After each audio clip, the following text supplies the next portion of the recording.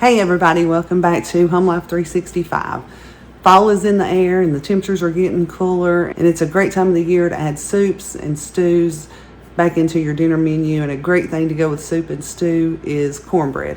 So today I wanted to do a very basic cornbread recipe for you. So I'll bring you down to the counter and we'll get started. Okay, to get started, I have an 8x8 glass pan. And if you have a cast iron skillet that you want to use, by all means use it. The process will be the same. And what I want to do is add some oil to the pan, and then I'm going to put it in my oven with my oven turned off, and I'm going to turn the oven on to 350 degrees, and I'm going to allow the oil and the pan to heat up while I'm making the cornbread mix. So I'm just going to add some vegetable oil.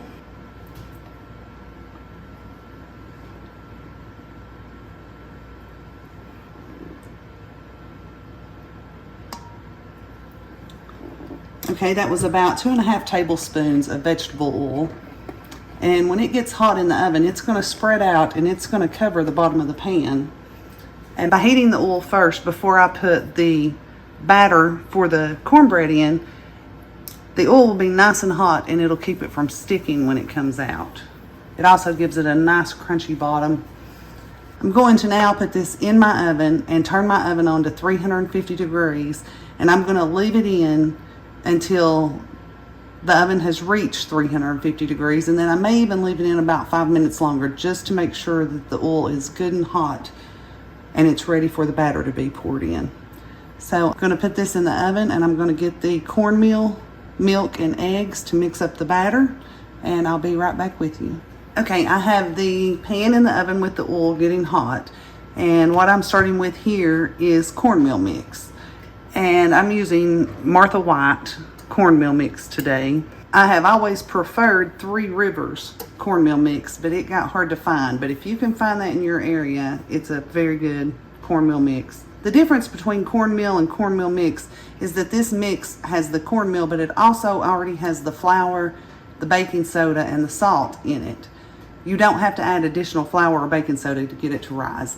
If all you can find is yellow cornmeal, I would probably add about 1/4 cup per cup of self-rising flour, if you have it, to the cornmeal so that you get a good rise on the cornbread. So what I'm starting with is 2 cups of the cornmeal mix. And all I'm going to do is add to that 1 large egg.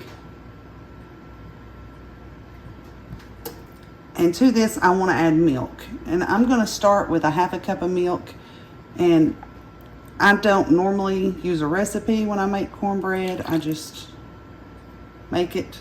I guess that comes from 35 years of making cornbread. But I'm trying to measure so that I can tell you how much I used. So it was 2 cups of cornmeal mix, 1 large egg, and now 1/2 cup of milk. And I'm just going to give this a mix and see how it turns out. You want this batter to be similar to a cake batter or pancake batter, and I can already see that that is going to be too thick. I'm going to go ahead and add another 1/2 cup of milk.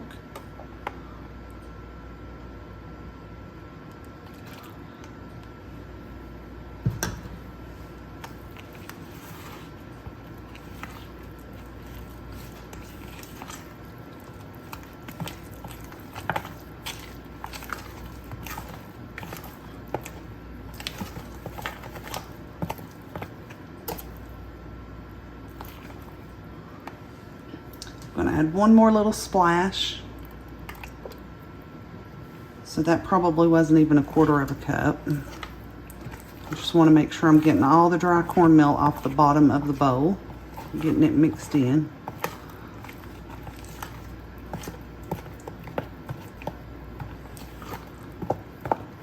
Okay, that looks good. So you can see when I drop it, it mounds on top of itself. It doesn't sink right in, so it's a little bit thick, but it's also not too thick. So that ended up being 2 cups of cornmeal mix, 1 large egg, and 1 cup of milk plus a splash. If you are not making a basic cornbread, if you wanted to make this cornbread like a Mexican cornbread, you could, right now, you could add in a drained can of Mexicorn, and some shredded cheese. You could use pepper jack or cheddar.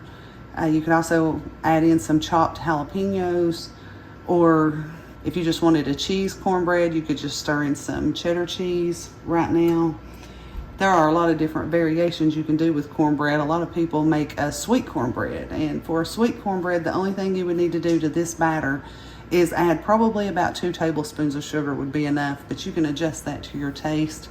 I don't like really sweet cornbread, but sometimes I do like a little sweet cornbread.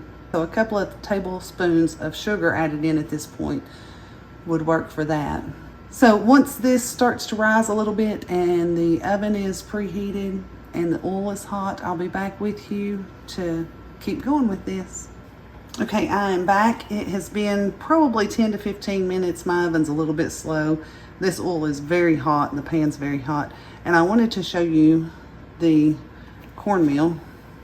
Try to get around the hot pan and how it's kind of fluffed up. And you can see, I hope, that it's kind of gotten air in it.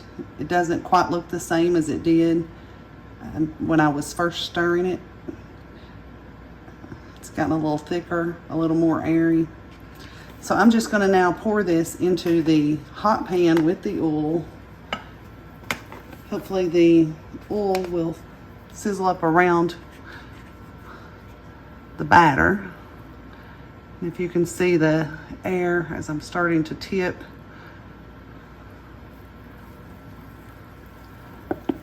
I hope you can see, I hope I'm not blocking the view, that this is considerably thicker now than it was. And you can see around the edges of the pan that it's starting to cook already from the hot oil. So I'm just going to get all of this in here.